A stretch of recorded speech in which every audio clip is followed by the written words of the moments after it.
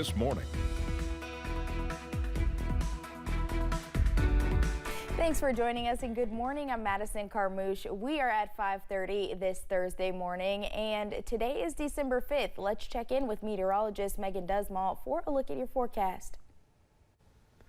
Thank you, Madison. As we're going through the morning hours, again, it is important to realize that today is a cold day. It may not feel like it this morning, but it will be dropping those temperatures. So if you are getting out of the door and you're feeling those temperatures, especially if you're more towards the southeast part of the area and you're thinking, oh, I don't need a heavy coat today, just remember that we will see those temperatures drop with a secondary high in the mid-20s. Some places may be seeing the upper 20s. So it's going to be a cold day. Here are the current temperatures, and you can kind of see where that cold front is starting to affect those temperatures as it's colder in Moorhead, 28 degrees, than it is as you're traveling towards Jacksboro, which is at 50 degrees right now. But here is another thing that you need to be considering this morning. We do have faster wind speeds as we are under a wind advisory for most counties in the area. All of these will expire at 7 a.m. with the exception of Wise that will go into 1 p.m. today. So again, it's a windy day and we're continuing to watch on satellite and radar as that front is moving through our area. Madison. All right, Megan, thank you. Vincent Fleming pleaded not guilty to the murder of Renata Bailey yesterday in Letcher County. Fleming entered the plea in circuit court. His next court date is set for February 7th, which will be a discovery conference. Renata Bailey's family and friends said they have faith in the court system for justice to be served. Prosecutor Nick Whitaker and public defender Will Collins both declined to comment on the case. A Tennessee state senator is facing charges after he was reportedly under the influence during a hit-and-run crash. Senator Ken Yeager was arrested after the incident, which happened in Georgia yesterday. He was taken to the Glenn County Jail but has since been released. Authorities say the investigation into the hit-and-run is ongoing. Yeager represents District 12 in Tennessee, which includes Campbell County. The Kentucky Community and Technical College system is facing reports of mismanagement and retaliation in a whistleblower lawsuit. The Kentucky Lantern reports former Chief of Staff Hannah Rivera reports she was wrongfully terminated after reporting waste mismanagement and legal violations at KCTCS. She claims tensions arose during the presidential search process and that retaliation began after Ryan Quarles became president in 2024. KCTCS denies the claims and has filed a motion to dismiss the lawsuit. It was early Tuesday morning when a fire destroyed the home of Don and Patty Harden, two longtime educators, coaches, and owners of Jim Dandy's gymnastics gym in Moorhead. After losing everything, their community is helping to put the pieces of their lives back together again. Alyssa Williams talked with those close to the couple to learn more. Don and Patty Harden of Moorhead have given their entire lives to their community, whether that be through educating, coaching, or through the gymnastics gym that they own, Jim Dandy's. Jimmy McKinney, whose wife manages the gym, says they've touched thousands of lives. I would say that they have impacted people from all around. The reason why he started gymnastics is because when he first started coaching, he only saw sports for guys. So he wanted to give back to the girls at the elementary school that he worked at. Although Don and Patty are in their 80s, nothing slows them down. But early Tuesday morning, life came to a screeching halt when their house caught fire. I was grateful that my grandparents were okay. I can't even count on one hand the times they've opened their home up to people. So it's just heartbreaking to see like all that destroyed in just a matter of minutes to hours. To lend a helping hand to the couple that have molded their lives, several community members are taking donations for the Hardens. We're actually going to have a trailer set up outside here and people can bring things, put it in the trailer. People that want to give back to them and help them and give them a place to stay, it is so incredible. It just shows you how many lives that they have touched in ways that I never even thought about. McKinney says the couple needs everything from clothes to toiletry items to household items, and those donations can be dropped off here at their gym, Jim Dandy's.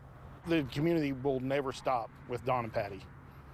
They'll do anything they can forever for them. In Moorhead, Alyssa Williams, WKYT. The Kentucky Nonprofit Network is bringing its partners to the table to discuss the best ways to strengthen their missions as we head toward a new year. The KNN hosted a forum at the Appalachian Center for the Arts Wednesday, discussing everything from finding funding to public policy. Attendees say the event provided needed information to encourage and educate as organizers push Keeters to be advocates for their agencies and areas. When we can help them in any of those ways, empowering them, educating them, giving them a resource that makes their job easier, that's why we do what we do. Kentucky's nonprofits are phenomenal. They're doing incredible work. Each of us, even if we don't know it, are impacted by nonprofits every day. The stop was one of 9 this month, with one today in Moorhead and another Friday in Bowling Green. See how your nonprofit can be part of the discussion over on our website.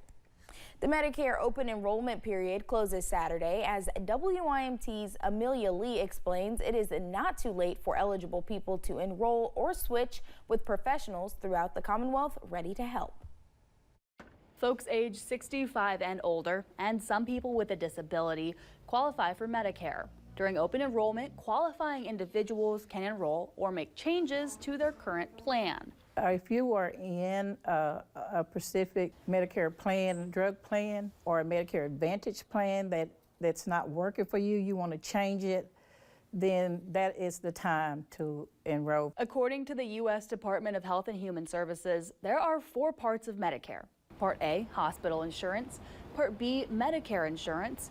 Part C, Medicare Advantage plan.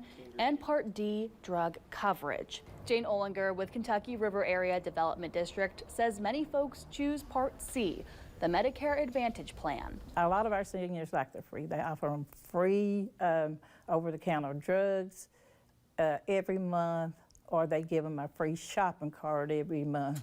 Olinger says many folks do not have to pay for Part A, only if they've worked long enough to qualify. She says monthly costs for Medicare Part B payments fluctuate year to year. The cost in 2024 was $174.70, but it's going to be raised as always. Each year it raises, and it'll be $185. The Kentucky Hospital Association says sometimes understanding Medicare Advantage plan marketing can be confusing. This is why Pikeville Medical Center urges you to help family members know the risks before they switch plans. And Olinger says she's here to help too. Come on in and you know, we can pull your information up and online and talk to it and let you see you know, the different plans that are offered. Open enrollment ends on December 7th, with changes taking place on January 1st. In Perry County, Amelia Lee, WYMT Mountain News. You can find more Medicare resource materials online at kyha.com. The Hazard Perry County Economic Development Alliance hosted its annual meeting at the Perry County Library. Community partners gathered for an update on the economic status of the city and county. The executive director says the collaboration between the city and county make his role easier. He says since he began this role, more than 700 jobs have come to the area. I don't like to think that I create any of those myself. It's the business creating the jobs, so we're just working directly with them to help facilitate and be that conduit between the business and the local area here.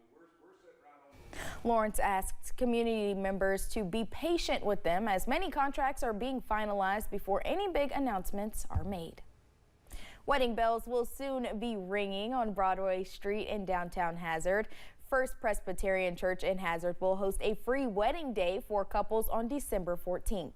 Anyone interested will be married by Rob Music, the University of Pikeville chaplain. Free music will be provided by the church musician. Church elder Sally Monroe says that this is a day to protect your union with your partner and God. My neighbor said, when I was telling him about the marriage day, he said, "Anybody?" And I said, "Yes, anybody." To me, marriage is for protection. It's because I love somebody enough to want to protect them for life. Newlyweds can head to the Appalachian Arts Alliance following their ceremony for a slice of cake and a toast. To learn more on how to sign up for the free nuptials, you can head to this story on our website.